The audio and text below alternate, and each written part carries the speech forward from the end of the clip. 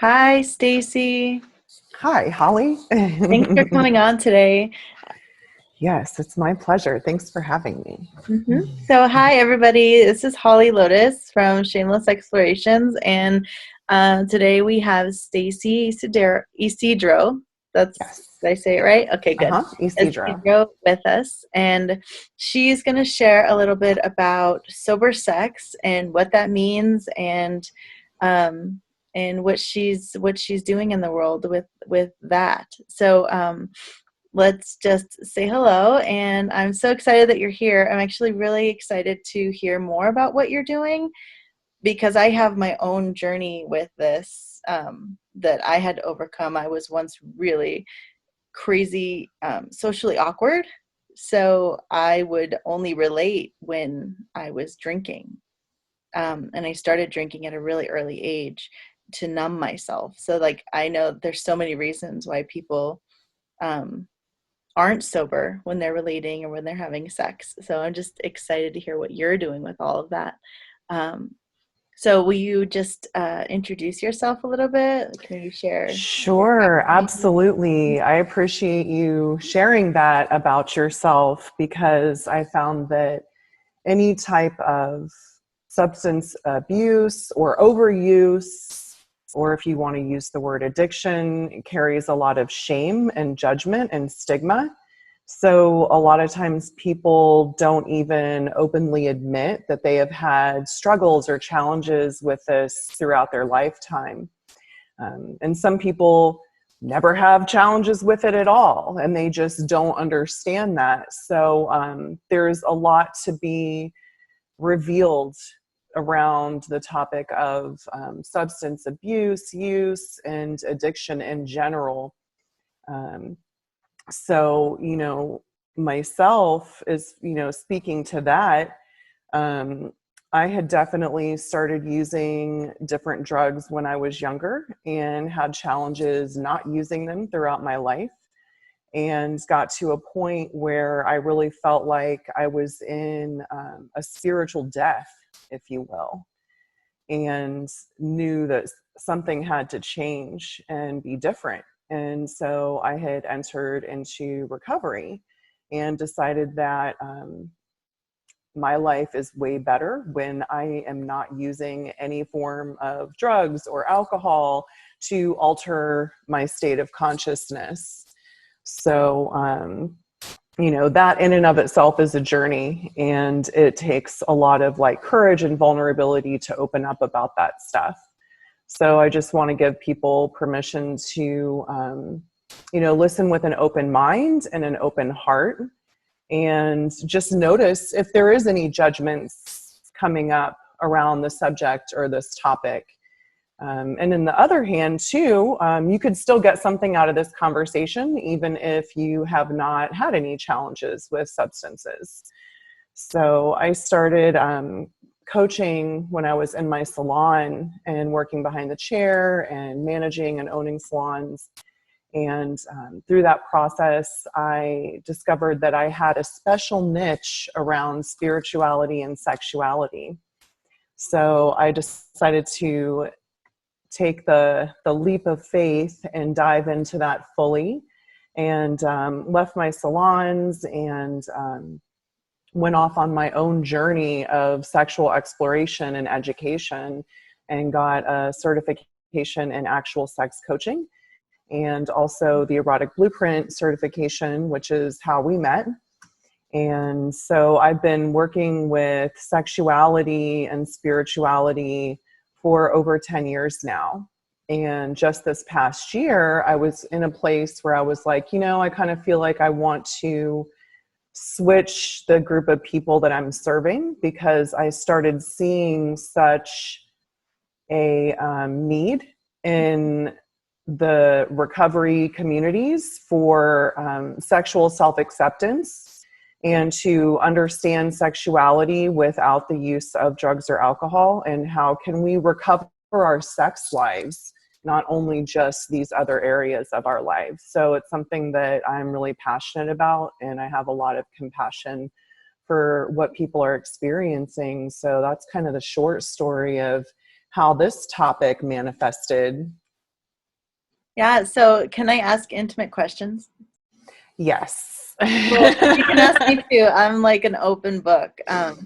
So, what was your turning point from like, what kind of events happen in your client's life or your life that has you exploring like maybe this isn't working for me? So I got to a point in my late 20s when I was seeing a therapist, and I was, explaining everything that was going on in my life. And she said, "Have you ever considered that maybe the substance use is really causing all of these problems, that it's not other people?"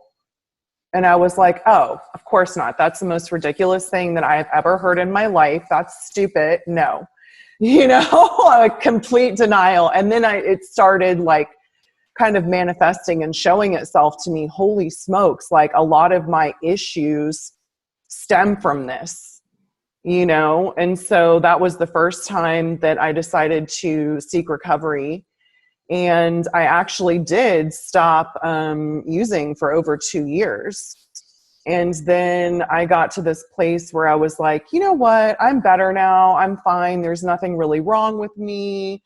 I could drink because I never really cared about that, or I can smoke weed because that wasn't even an issue, even though I habitually smoked every single day. Like I still didn't see that as a problem, and I thought that I could manage my substance use. And then sooner than later, things progressed very quickly, and it was a lot worse than it was the first time. And I was finding myself in situations that before I had said, "Oh, I'm never going to do that," or "I don't have a problem because I didn't do XYZ." And then I reached that place of like spiritual death again. And it's like this place for me of like, I don't care if I live or die. Like there is nothing I don't care, whatever. So it's like this slow dance with death, like kind of daring it, like go for it, you know? And then for me personally, I have kids, who are older now, but I didn't want them to find me dead, right? I've had friends and family members that have passed away because of substance use and abuse. And it's really painful to experience that. And I was like, I can't do this anymore. And so it was definitely a process of seeking help again. It was like getting honest with my therapist and being like, hey, guess what? This shit is happening. And it's way worse than before.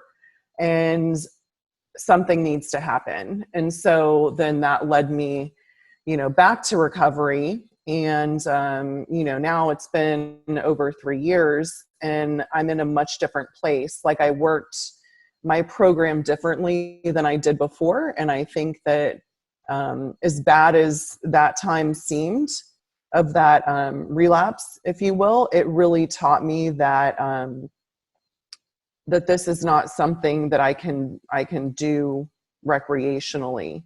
And I don't make good decisions when I put any substance in my body. So it was really important to me to get my life back. And through that, the sexuality piece, helping people with sexuality, and then now being in like a community of recovery and seeing how sexuality can often either trigger relapses, relationships. A lot of us, have had different traumas around sexuality that can make us feel broken or less than or not a part of, that can ultimately lead back to substance use. Or it could even just be something that,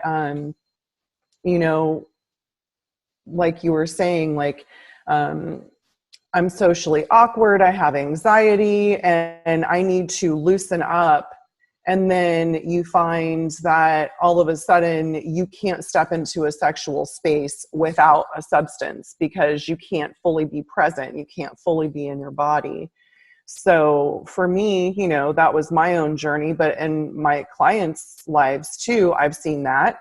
And I've also seen that, hey, I just realized that I only have sex when I'm drunk. And then I get myself into these weird situations, or I get into relationships that I wouldn't be in. And now, like, I don't remember what I did, or that wasn't fun. Like, I didn't really consent. So there, you Why am know, I even doing this? Who is yeah, this why am I person in doing front of this? me? This is like, Right. So yeah, it could be a lot of different things. mhm. But ultimately, you know, the point is that I really want to step into sexuality consciously and be fully present. And I want to love myself, and I want to accept myself and allow myself to authentically like give and receive in a sexual space. Mm. And I don't want to have to use substances to loosen up or get out of myself. Yeah, I'll say that I noticed when I decided to stop. I mean, um, so for me, it was like relating because the people I was meeting, this was just like the social thing that they did. And I wasn't actually an addict. My sexual partner for the last 4 years is like, I think he's now 17 years clean and sober. So he is explained to me that I wasn't actually an alcoholic. I just was a heavy drinker with a drinking problem. So, and I didn't understand that. I just was like, my dad was an alcoholic. I must be doing that right now. And just, I drink a lot. And then, I had this wake up call one day when I was dating somebody, and one of my friends said, um, he reminds me of Jerry. And Jerry was my abusive stepdad. And I was like, wait a minute. My daughter was 4 at that time. And I just like couldn't believe that I was doing this. Like he wasn't being with her like Jerry was with us when we were kids, but just that was like, wait a minute, I drink with this guy, he's angry, like he has these attributes, and like, what am I doing here? So that was my wake up call, and I was just able to decide to stop with whatever it was that we were experimenting with. At that time, I was just drinking, but so I was just able to stop. But like when I did, and then I went on to this journey of like discovering myself and how to relate to others, it was really like things that came up for me is that I realized that, um, I had a lot of traumas in my past that I was just numbing from, and didn't want to deal with. So then like relating with people was really hard. And so that was my why of like just numbing out. And it started really early. I didn't even realize that was um, like a coping mechanism. So once I woke up and realized that there was this whole other aspect to relating with people, and then sex is totally different when there's like full presence and there's no alcohol or drugs inhibiting like the connection that you can have. It was at first scary and like, whoa. But then like you realize that things shift, right? And there's so much more connection available. So can you talk a little bit about that, like the difference between like relating Sure. on substances and really just connecting as our authentic selves?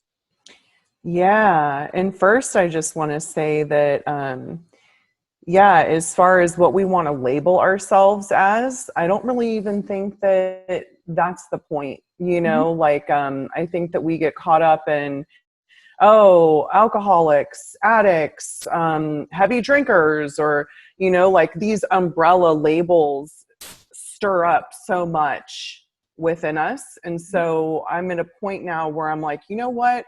I don't even have to identify with any of these labels, but I can address what's going on with me. Mhm. And so for me, you know, I really identify with what you're saying about that sense of disconnection. It was a lot easier just to go through the motions and have sex with someone because there wasn't any connection. There wasn't a level of intimacy there. and there was like a numbing of my body, and there were walls up from different experiences that I wasn't allowing myself to connect intimately on a deeper level with people. And then without using substances, you're right. It's like, holy smokes, like I kind of feel like a virgin all over again. And this is scary because I've never really experienced my feelings before, and I don't even know what I'm feeling.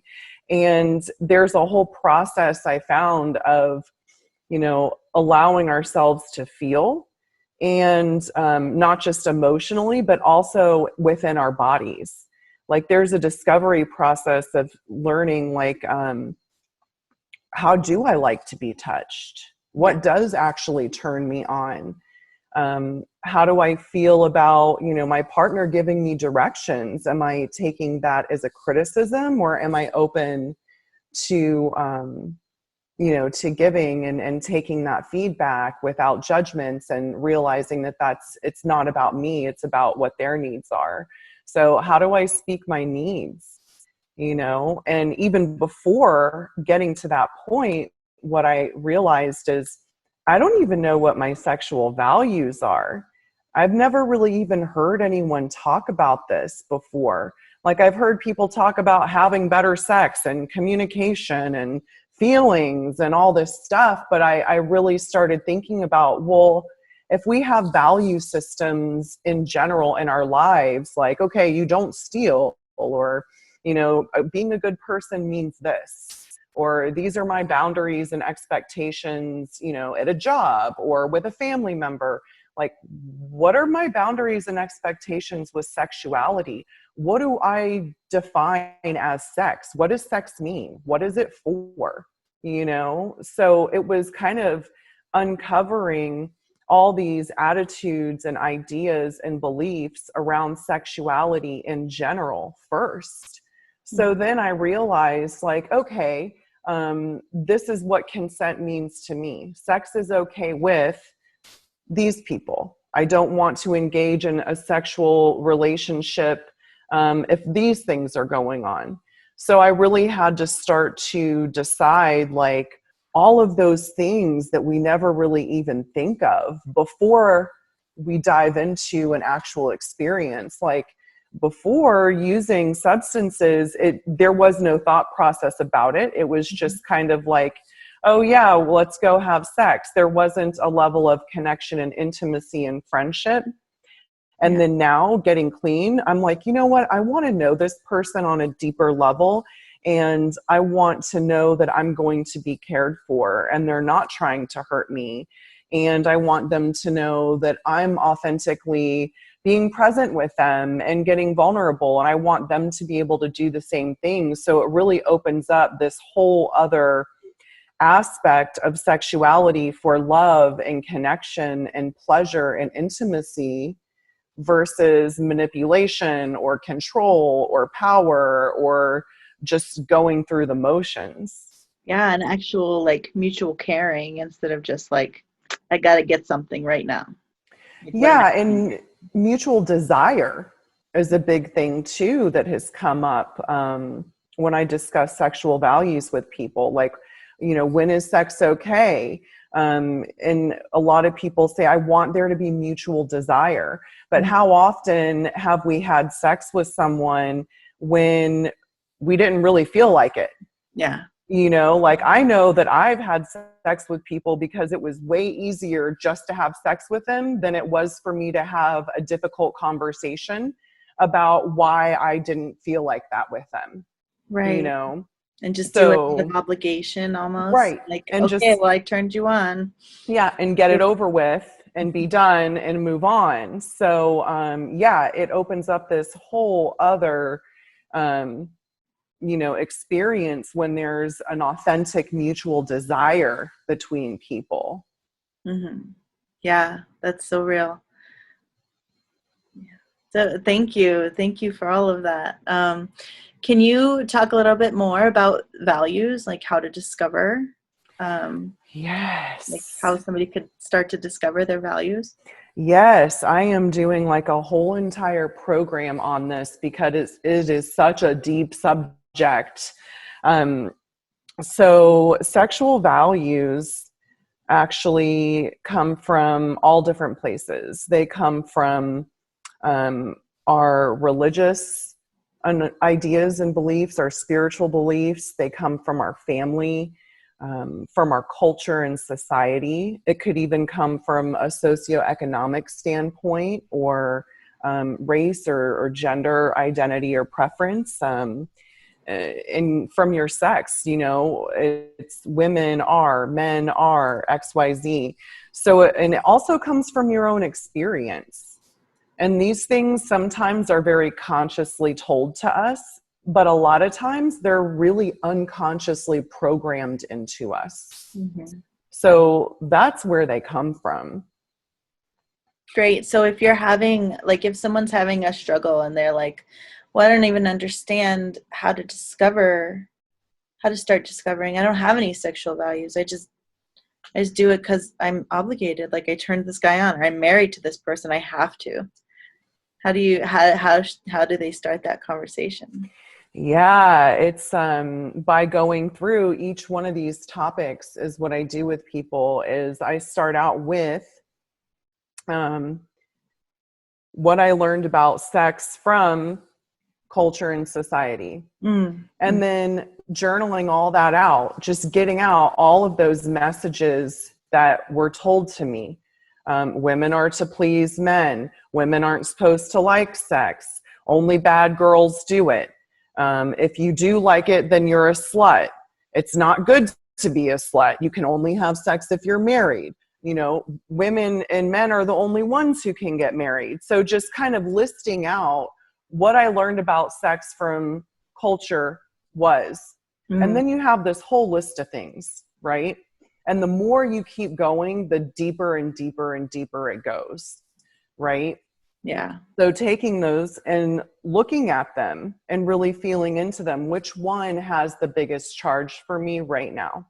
Mm-hmm. And then saying, oh man, you know, I'm really caught up in this idea of I'm supposed to please my husband and women are only here for men to have sex with. Like this, the obligatory thing, this has like the biggest charge to me. And then we go through a process of removing that charge so that we can start to write a new narrative about that. So that's kind of the process that I go through with people on each one of those subjects. Mm. Beautiful. So how do you work with people? Is it like a one-on-one thing, or do you? Yeah, I've been working one-on-one with people mostly. It would be nice to do a group, but a lot of people feel like there's so much like shame and guilt around this stuff, and it's a really private subject that they prefer to work one-on-one. So I do Zoom sessions with people online, and then I also have an in-person immersion that I add into their packages where we get to be in person and go through things on a deeper level and more somatically. Beautiful. Cool. I love the one-on-one work. It goes so deep. I love to work one-on-one with my clients. It's like such a gift in your life to just be seen. So, um, how well, first I just want to say thank you for this conversation. Like I love talking about this kind of stuff that like it's so taboo, or these things that we just hide because it's so scary to admit that like we've been there, we've had this experience, or we struggled here. So thank you for the work that you're doing. It's amazing, and I'm just so excited about the people that you're going to support. um, and I just want to ask, oh, how do people find you? Like if they feel like they want to like ask questions or Yeah, ask questions. So I have a Facebook group that is it's called Sober Intimacy. So it's private and I can share, you know, the link and page and you can join that group, and I post about different topics related to sex and sexuality and relationships without the use of substances. So that's one resource that I have available. I also have a website, and it's called holisticprogressions.com. And then my email is holisticprogressions@gmail.com. And I Perfect. even did a YouTube channel that I post on, not super regularly, but there's definitely some videos up there to go through. And I kind of post as things come up, and I use that just as a way for people to get to know me and to start discovering, some of these topics and exploring them themselves, so that when they're ready to actually start working with someone, that they have some material there and something to dive into. Thank you.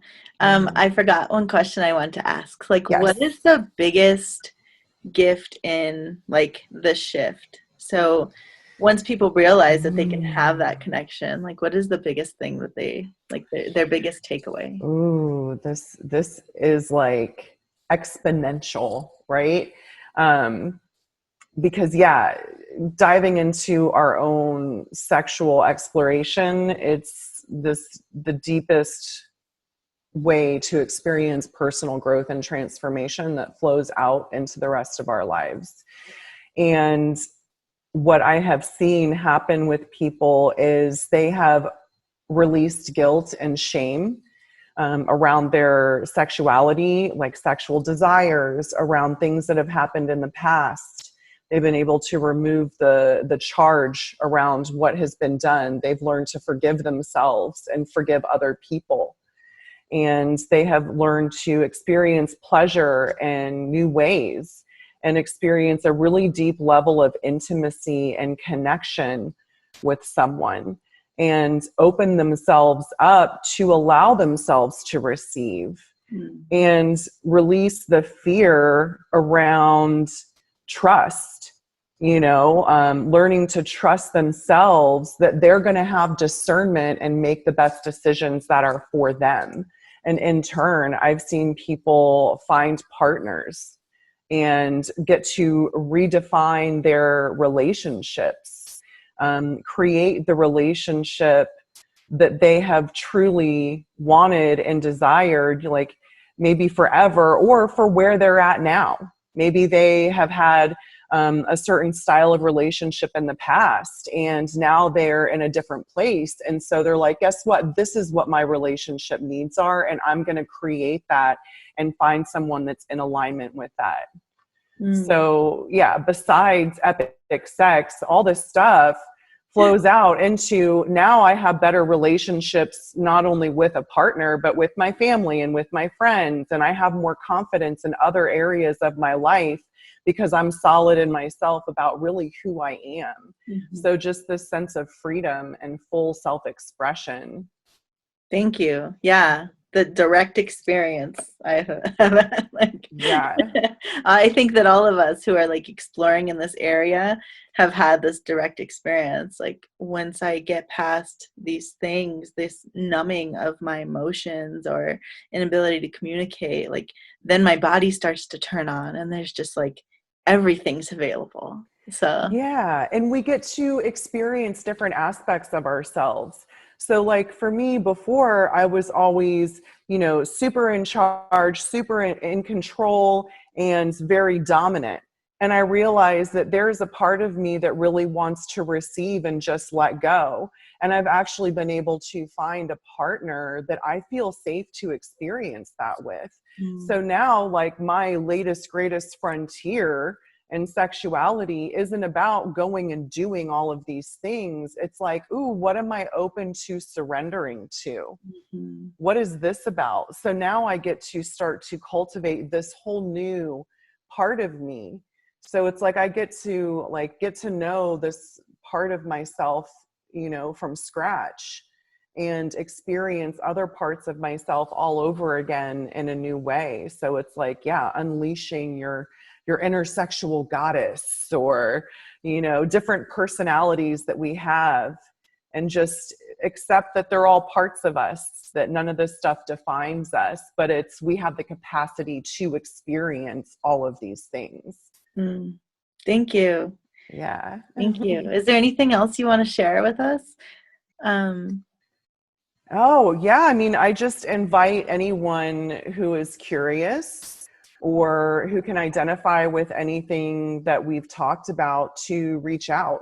Go to my website. You can send me a client application, or join the Facebook group, or send me an email, and I'm happy to answer any questions or give resources and referrals if it's something that I'm not familiar with or am not in the space to address. So yeah, if you feel called and something within you is stirring because of this, then it's a sign to kind of to reach out.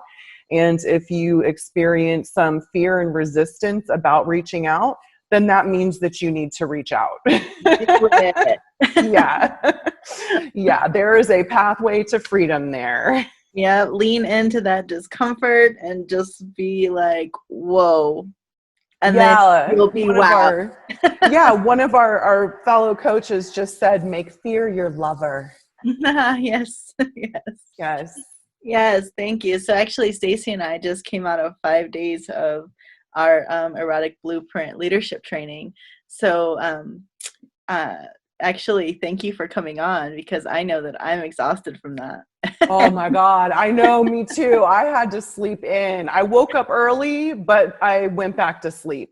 Yeah, I'm usually Yeah. up at 5 or 6 a.m. and I got to sleep in until like 9:30. So that was a big deal for me. Yeah, for sure. Yeah. And I was like, you know what? We're gonna get some of this,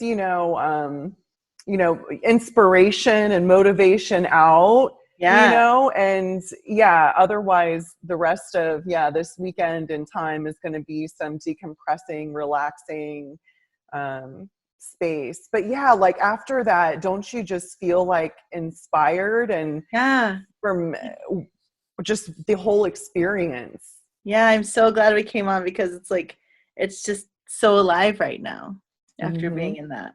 So thank you. I'm grateful for your time. I'm grateful for you coming on and sharing, and for the work that you're doing. I think it's amazing, and such a great contribution.